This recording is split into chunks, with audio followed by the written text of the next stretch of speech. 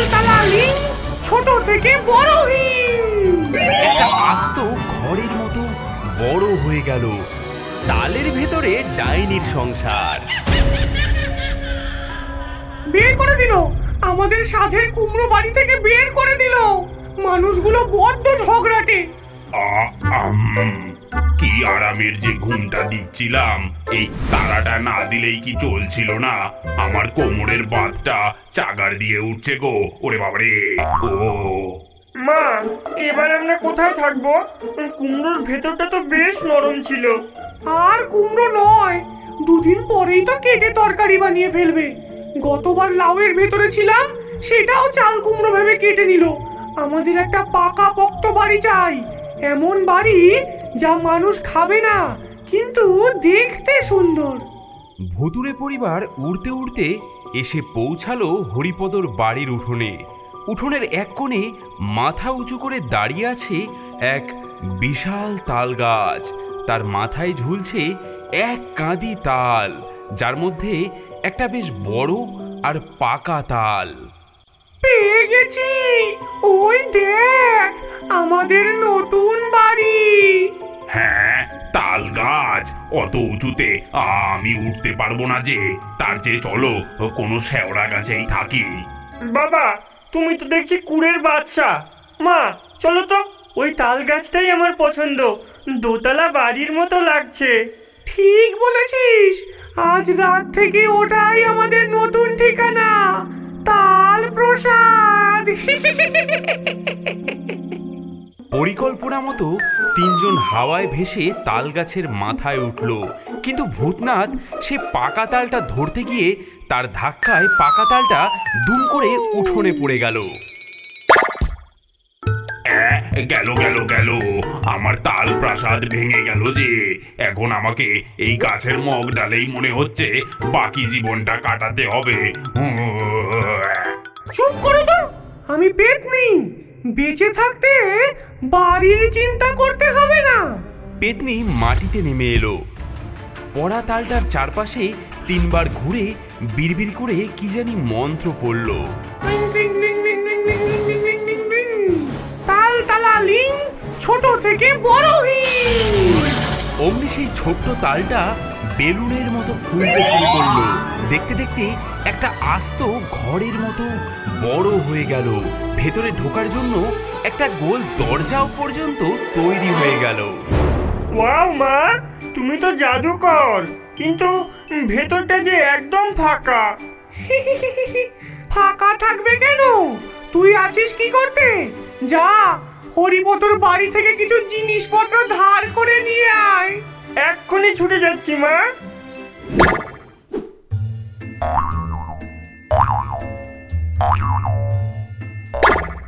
কিছুক্ষণের মধ্যেই ফুচকি ফিরে এলো। তার হাতে হরিপদর গা মোছার গামছা, ছেলের ছেঁড়া হাফ প্যান্ট, একটা ভাঙা টুল আর একটা তেলের খালি বোতল। সাব্বাস! এই গামছাটা দিয়ে জানলার পর্দা বানিয়ে দে, আর এই হাফ প্যান্টটা হবে আমাদের পাপোশ, আর এই তেলের বোতলটা ফুলদানি। আমাদের তাল সংসার এবার জমে যাবে। বাবা, তালের বড়া খাবো, তাল পাড়তে হবে যে। তাল তাল তো এখনো পাকেইনি রে। পেকেছে, আমি কাল রাতেও দেখেছি একটা কালো তাল ঝুলছিল গাছে। আজ উঠোনে পড়ে আছে, ওটা দিয়েই বড়া বানাও। হরিপদ উঠোনে গিয়ে দেখে একটা বিশাল অদ্ভুত তাল পড়ে আছে, কিন্তু সেটা এত বড় যে একা তোলা অসম্ভব। এ কি রে বাবা, এটা তাল না হাতির ডিম? গাছে আরো আছে, দাঁড়া আমি পেরে আনছি। হরিপদ যেই না গাছে উঠতে গেছে, অমনি ভেতর থেকে পেতনি রেগে আগুন। ওই দেখো, লোকটা আমাদের বাকি ঘরগুলোকেও পেরে নিতে আসছে। যাও, ওকে আটকানোর ব্যবস্থা করো। হ্যাঁ, আমি না, আমার দ্বারা হবে না, তুমি কিছু করো। পেতনি রেগে গিয়ে নিজেই কাজে নামলো। হরিপদ যেই একটু উঠেছে, অমনি পেতনি ফু দিয়ে তাল গাছটাকে তেল তেলে বানিয়ে দিল। হরিপদ হরকাতে হরকাতে নিচে পড়ে গেল। উফ, বড্ড পিছল গাছটা। সে গামছা দিয়ে হাত পা মুছে আবার গাছে উঠতে লাগলো। এবার পেতনি একদল পিঁপড়ে তার গায়ে ছেড়ে দিল। ওরে বাবা, ওরে বাবা, এ কি ওরে বাবা রে, এই যে লাল পিঁপড়ে, এই পিঁপড়েগুলো কোথা থেকে এলো? ও বাবা গো, না, আজ আর তাল পারা হবে না। হরিপদ হাল ছেড়ে দিয়ে ঘরে ফিরে গেল। এদিকে তালবাড়ির ভেতর থেকে পেতনি, ভূতনাথ আর ফুচকি হি হি করে হাসতে লাগলো। কেমন ভেগেছে দেখো। আয় আয়। গোপালের কান্না থামাতে হরিপদ সেদিন সন্ধ্যাবেলায় বাজার থেকে দুটো পাকা তাল কিনে আনলো। রাত বাড়তেই হরিপদর স্ত্রী সারদা তালের বড়া ভাজতে শুরু করলো। গরম তেলে ছাড়া তালের বড়ার ম ম গন্ধে সারা বাড়ি ছড়িয়ে পড়ল। সেই গন্ধ হাওয়ায় ভেসে গিয়ে ঢুকলো তাল বাড়ির ভেতরে। আহ, ও বাবা গো, এ কিসের গন্ধ গো? আমার যে জিভে জল চলে এলো। মা, এটা তো তালের বড়ার গন্ধ। কি সুন্দর গন্ধ! আমার চাই মা, আমার এক্ষুনি চাই। মানুষগুলো আমাদের সামনে বড়া ভেজে আমাদেরই লোভ দেখাচ্ছে। এত বড় সাহস! এর প্রতিশোধ নিতেই হবে, আর বড়াগুলো আমাদেরই খেতে হবে। ভূতনাথ, তুমি যাও, গিয়ে মানুষের বাড়ির জানলায় দাঁড়িয়ে পেঁচার মতো ডাকো। ওরা ভয় পেয়ে অন্যদিকে মন দেবে। আর ফুচকি, তুই সেই সুযোগে রান্নাঘর থেকে বড়ার বাটিটা নিয়ে আসবি। হ্যাঁ, আমি যদি ধরা পড়ে যাই? কিচ্ছু হবে না, যাও তুমি। ভূতনাথ ভয়ে ভয়ে গিয়ে জানলার ধারে দাঁড়িয়ে পেঁচার মতন ডাকতে শুরু করলো। ভূতম, ভূতম, ভূতম, ভূতম। কিন্তু তার গলাটা এতই ফ্যাসফ্যাসে ছিল যে শুনে মনে হচ্ছিল কেউ যেন কাঁসছে। হ্যাঁ গো, শুনছো? বাইরে কে যেন কাঁসছে, নিশ্চয়ই ঠান্ডা লেগেছে কারো। এই সুযোগে ফুচকি ইঁদুরের মতো নিঃশব্দে রান্নাঘরে ঢুকে পড়ল। গরম বড়ার বাটিটা তুলে নিয়ে এক দৌড়ে সে তাল বাড়িতে ঢুকে পড়ল। মা, মা, এনে ফেলেছি মা। তিনজনে মিলে গরম গরম তালের বড়া খেতে লাগলো।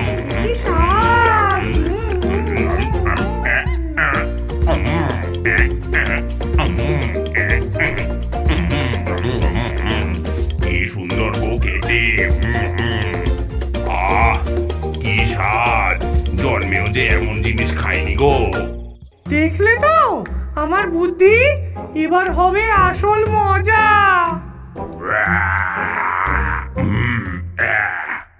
কি জিনিস খেলাম গো গিন্নি! পেটটা ভরতেই দেখি শরীরে কেমন সুর খেলতে শুরু করেছে। আমার তো নাচতে ইচ্ছা করছে মা। অনেকদিন মানুষের ভয় দেখে নাচিনি।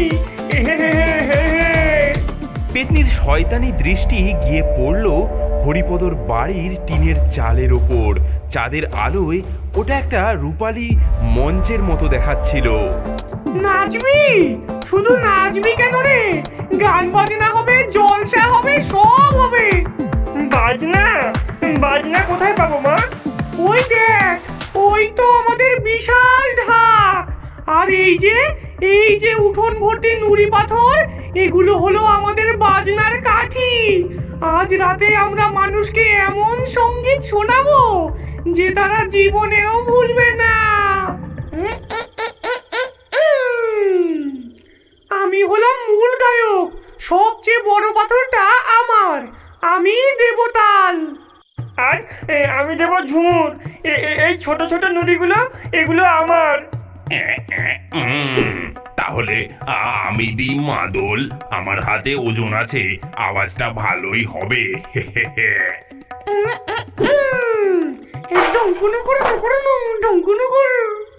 হ্যাঁ, এ কিসের শব্দ? বাজ পড়লো নাকি গিন্নি? ওয়াও মা, কি সুন্দর শব্দ! এটা তো সবে শুরু রে, আসল জলসা তো এখনো বাকি। চল সবাই একসাথে।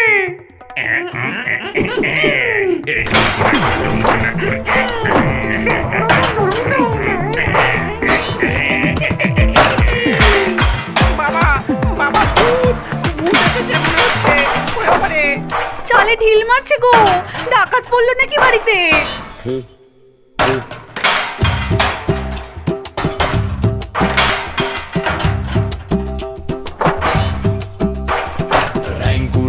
বাদ্যি বাজে ভূতের নাচন মাঝ রাতে, মানুষ ঘুমায় ভয়ে ভয়ে, মোদের ভারী মজা তাতে। ওই ঢাঙ্কুর কুর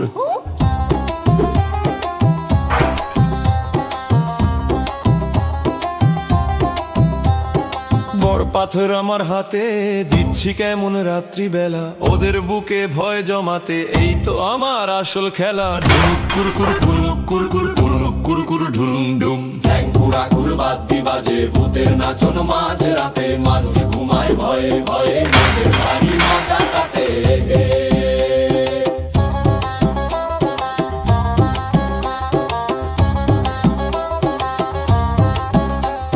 ছোট নুড়ি ছুটছি কেমন দিনের চালে লাগে বেশ, পাখির মতো নাচি আমি, নেই তো ভয়ের মাত্র লেশ। ঢ্যাঙ্কুর কুরু ঢ্যাঙ্কুর কুরু ঢ্যাঙ্কুরা কুরু বাদ্যি বাজে ভূতের নাচন মাঝ রাতে, মানুষ ঘুমায় ভয়ে ভয়ে, মোদের ভারী মজা তাতে।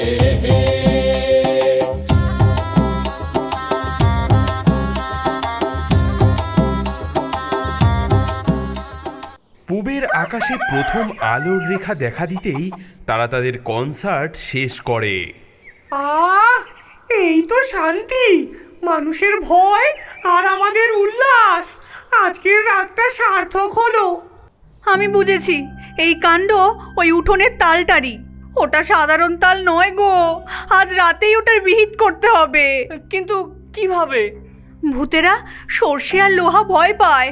আজ অমাবস্যা, আজ রাতে আমরা সারা উঠোনে মন্ত্র পড়া সর্ষে ছড়িয়ে দেব, আর তালটার চারপাশে গরম লোহার শিক পুঁতে দেব।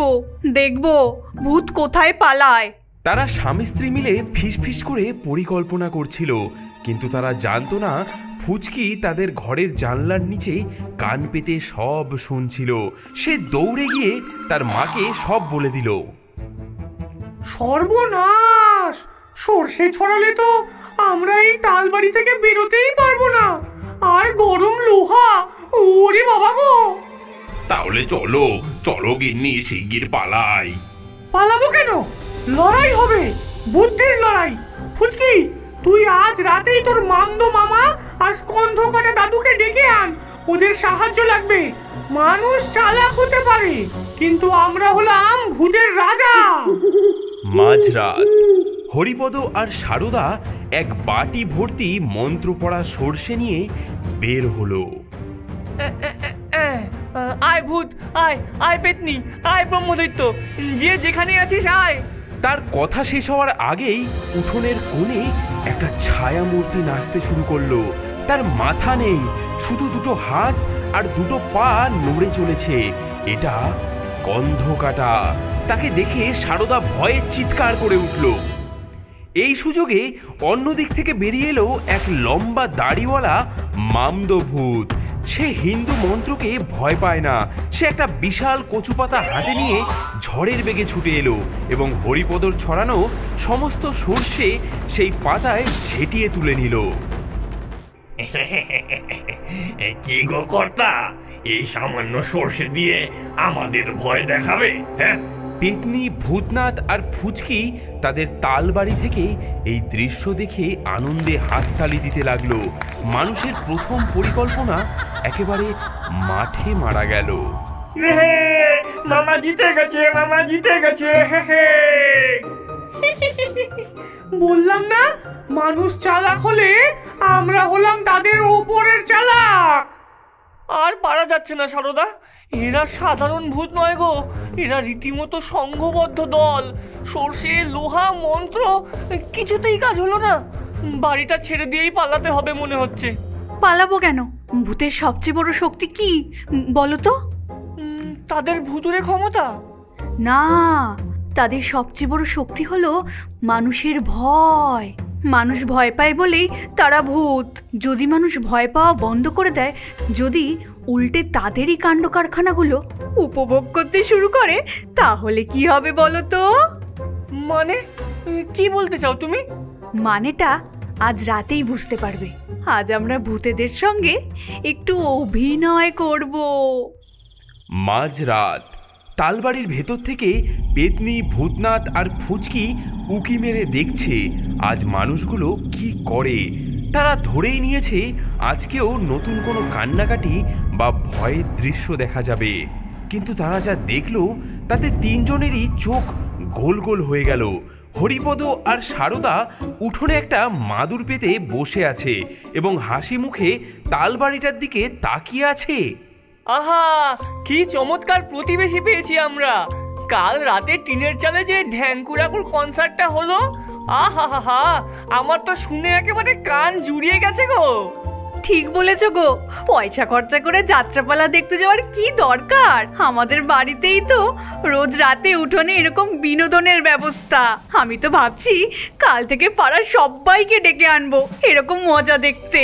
এই কথা শুনে তালবাড়ির ভেতরে থাকা তিন ভূতের মুখ দিয়ে আর কথা সরছে না। মা, ওরা আমাদের বাজনা শুনে খুশি হয়েছে, প্রশংসা করছে দেখি। আমি তো আগেই বলেছিলাম আমার পেঁচার ডাকটা দারুণ, অস্কার পাওয়ার মতো। কিন্তু এরা তো টিনের শব্দের প্রশংসা করছে। চুপ করো তো, নিশ্চয়ই কোনো চাল আছে এর মধ্যে। মানুষ কখনো ভূতের ভয়ে আনন্দ পায় না, ভয় পাবে, কাঁদবে, পালাবে, এটাই তো নিয়ম। বিষয়টা পরীক্ষা করার জন্য পেতনি ফুচকিকে ইশারা করলো। ফুচকি সাথে সাথে একটা বড় পাথর নিয়ে ঢ্যাম করে টিনের চালে মারলো। বাইরে থেকে হরিপদ আর সারদা হাততালি দিয়ে উঠলো। বাহ বাহ বাহ বাহ বাহ বাহ, এই তো শুরু হয়েছে, এই তো বেশ দারুণ মজা লাগছে। আরেকটা হোক, আরেকটা হোক। এবার পেতনি নিজেই একটা বিকট হাসি হাসলো, যা শুনে সাধারণ মানুষের বুকের রক্ত হিম হয়ে যাওয়ার কথা।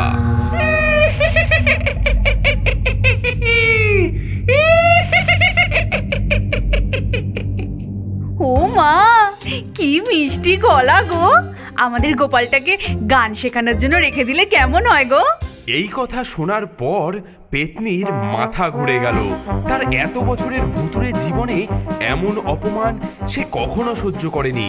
ভয় দেখানো তার পেশা, তার শিল্প, আর সেই শিল্পের এমন তারিফ, এটা তো অপমান।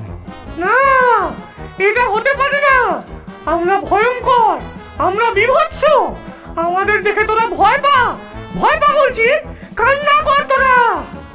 বাহ বাহ বাহ বাহ বাহ বাহ বাহ, বেশ সুন্দর, বেশ সুন্দর। আরো হাসো, আরো হাসো, আমাদের তো বেশ মজাই লাগছে। মা, কি কি হয়েছে? আজ রাতে আমরা কি? চুপ, একটাও কথা না। আবার ঢিল ছুড়বি যাতে ওরা আবার হাততালি দেয়, বলে কি সুন্দর বাজনা। হ্যাঁ, ওফ, শরীরটা কেমন খালি খালি লাগছে গো। ভয় দেখাতে না পারলে ভুতুরে শক্তিটাই যে আসে না গো। এই শোনো শোনো শোনো, কিসের যেন শব্দ আসছে না একটা? হরিপদ একটা ধারালো কুড়ুল নিয়ে আসতে থাকে। সে সোজা এগিয়ে যায় তাল বাড়িটার দিকে। ভূতেরা ভেতর থেকে ভয়ে ভয়ে দেখতে থাকে। মা, সর্বনাশ! কি হয়েছে? মানুষটা হাতে একটা মস্ত বড় কুড়ুল নিয়ে আসছে। আমার কুড়ুলটাতে সানও দেওয়া রয়েছে গো। কুড়ুল? ওরে বাবারে, গাছ কাটবে নাকি? না না, গাছ নয়, ওটা তো আমাদের বাড়ির দিকেই আসছে গো। মা, এবার তো বউটাও আসছে, আর হাতে একটা বিশাল কড়াই। তার পেছনে গোপাল এক বোঝা শুকনো কাঠ নিয়ে আসছে গো। কড়াই, কাঠ, কুড়ুল, কি করবে ওরা? যজ্ঞি দেবে নাকি? হ্যাঁ। বাইরে থেকে হরিপদ আর সারদার গলা শোনা যায়। তারা এমনভাবে কথা বলছে যেন উঠোনে আর কেউই নেই। সারদা, ভালো করে দেখে এলাম, তালটা না একেবারে পাকা, বুঝলে তো? একদম খাসা বড়া হবে। হ্যাঁ, আমি তো একটা নামও ভেবে ফেলেছি, ভুতুড়ে ভাজা। কেমন হবে? দারুণ হবে মা, দারুণ। পাড়ার সবাইকে খাওয়াবে? নিশ্চয়ই খাওয়াবো। কিন্তু একটা সমস্যা আছে যে গিন্নি। কি সমস্যা? এই আস্ত তালটা তো আর উনুনে চড়ানো যাবে না, আগে তো এটাকে কাটতে হবে। আরে ওটা কোনো সমস্যাই নয়, ভেতর থেকে ভূতগুলোকে একটু সরে যেতে বললেই হবে। তারপর আমরা এটাকে কুচি কুচি করে কেটে গরম তেলে ঠিক ঠিক বলেছো গিন্নি, গরম তেলে ফেললেই একেবারে নরম তুলতুলে হয়ে যাবে। এই কথাগুলো শোনার পর তালবাড়ির ভেতরে যেন পারমাণবিক বোমা ফাটলো। মা, ওরা আমাদের বাড়ি কেটে ফেলবে গো। আর আমাদের দিয়ে বড়ার পুর বানাবে। ও বউ, আমি ভাজা হতে চাই না, আমি পালাই। ওরে বাবারে! না না, এটা হতে পারে না। কি না, ভাজা হবে নাকি? না, এই অপমান আমি সহ্য করবো না। ভূতের সংসার কেটে বড়া বানাবে, এত বড় আসপর্দা। চল। কোথায় যাবো মা? আরে যেদিকে দু চোখ যায় আমাদের সাথে গামছাটা নে, আর ওই পাপোশটাও নে। তোর ভাঙা টুলটা যেন ভুলিস না। চল, আর এক মুহূর্তও এখানে নয়। সারদা, সারদা বেরোচ্ছে ওরা, দেখো দেখো। হ্যাঁ, হাসি চাপো, একদম হাসবে না। প্রথমে ফুচকি, তারপর ভূতনাথ আর শেষে পেতনি, তিনজন তাদের চোরাই মালপত্র বগলে চেপে পড়ি কি মরি করে দৌড়ে সেই তালের ভেতর থেকে বেরোলো। ভেবেছিস কি খুব জিতলি? দাঁড়া, আসবো, আমরা আবার ফিরে আসবো। যাক, আপদ বিদেয় হলো। দেখলে তো, বুদ্ধির কাছে ভূতের চালাকি কোনোদিনও টেকে না। মা, আমাদের বাড়িটা ভেঙে দিল, এবার আমরা কোথায় থাকবো? আবার সেই গাছে ঝুলে ঝুলে থাকতে হবে। কোথায় থাকবো সেটা দেখার জন্য তো তোমাদের সবাইকে নজর রাখতে হবে ক্ষীরের পুতুলের পরবর্তী ভিডিওর ওপর। বন্ধুরা, আগের ভিডিওতে যারা কমেন্ট করে জিতেছেন তাদের নামগুলি হলো অগ্নিমিত্র, মামুনি, বিপ্লব, জয়, শর্মিতা, তারিন, মিলন, সাবিকুন নাহার, সজীব, তামিম, সৌমিতা চন্দা, সৌরভ আর অভি, অনিকেত, আরিফুল মণ্ডল। আপনার নামেও যদি কার্টুন তৈরি করতে চান তাহলে এই ভিডিওটিতে লাইক করে এবং চ্যানেলটি সাবস্ক্রাইব করে আপনার নামটি কমেন্টে লিখুন। বাজে ভূতের নাচন মাঝ রাতে, মানুষ ঘুমায় ভয়ে ভয়ে, মোদের ভারী মজা তাতে।